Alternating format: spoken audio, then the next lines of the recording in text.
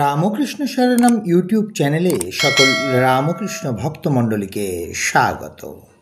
আজকের পাঠের বিষয় 23শে মে 1909 রবিবার শ্রী শ্রী মা তার নিজের বাড়িতে প্রথম প্রবেশ করছেন। শাঁখ বাজছে, উদ্বোধন হলো। জননীং শারদাং দেবীং রামকৃষ্ণম জগদ্গুরুম পাদপদ্মে তয়ো শ্রিত্বা প্রণমামি মুহুর্মুহু। ঠাকুরের গুপ্ত বৃন্দাবন, রহস্যে ভরা বন বিষ্ণুপুর, অলৌকিক এক অতীতের পৃষ্ঠা। 21শে মে 1909 শুক্রবার। 4টে গরুর গাড়ি চলেছে। একটাতে মা, রাধু, ছোট মামি আর বড় মামার দ্বিতীয় কন্যা। দ্বিতীয়টাতে গোলাপ মা ও যোগেন মা। তৃতীয়টাতে স্বামী শারদানন্দ। চতুর্থ গাড়িতে সেবক স্বামী ভূমানন্দ ও আর এক যুবক। শতাধিক বছর আগের ইতিহাস। সন্ধ্যার মুখে জয়রামবাটি থেকে কলকাতা অভিমুখে শুভ যাত্রার শুরু। শুধু শুভ নয়, অতি শুভ। কারণ বাগবাজারে মায়ের নতুন বাড়ি নির্মাণ হয়েছে। তার শুভ পদার্পণ হতে চলেছে সেই মন্দিরে। নদী পার হয়ে কিছু দূর আসার পরে চালক পথ ভুল করল।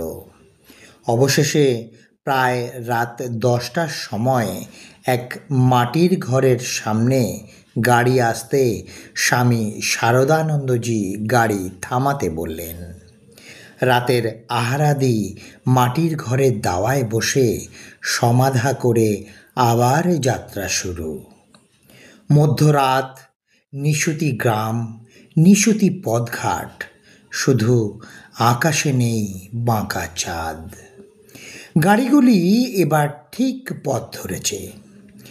নিদ্রিত যাত্রীরা দুলতে দুলতে চলেছেন। সকাল 8টা। গাড়ি এসে থামল জয়পুরে। চটিতে স্নানাহার সেরে আবার যাত্রা। এইখান থেকেই বন শুরু হলো। বন বিষ্ণুপুরের বিখ্যাত ও কুখ্যাত বনাঞ্চল, ডাকাত অধ্যুষিত।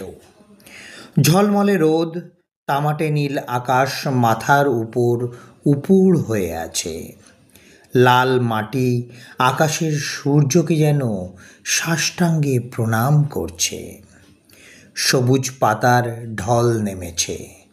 আসছে বর্ষা। নিজের মতো প্রকৃতির নিয়মে চলে। অরণ্য কারো অধীন নয়।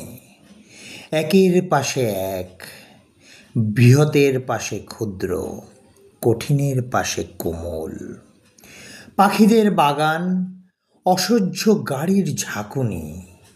সেবক গাড়ি থেকে নেমে এসে পাশে পাশে হাঁটতে লাগলেন।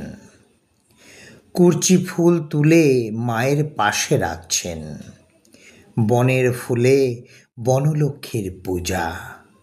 ঢেউ খেলানো পথ, মল্লভূমি সমতল নয়। অরণ্য কোথাও গভীর, কোথাও সামান্য হালকা। ক্লান্ত বলদ, ব্যতিব্যস্ত চালক। একসময় অরণ্য ফুরিয়ে গেল। পেছনে রয়ে গেল যত্রতত্র অনেক দিঘি। অজস্র পদ্মফুল ফুটে আছে। কোনো পূজারি নেই।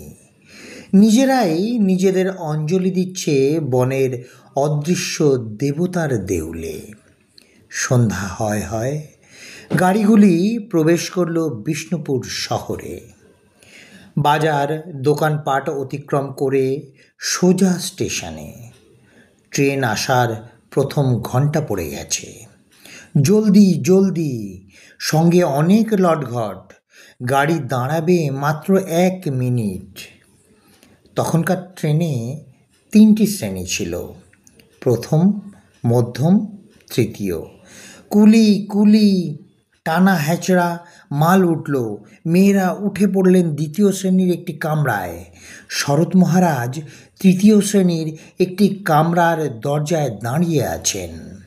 সেবক বলছেন, উঠে পড়ো, উঠে পড়ো, গাড়ি ছেড়ে দিয়েছে।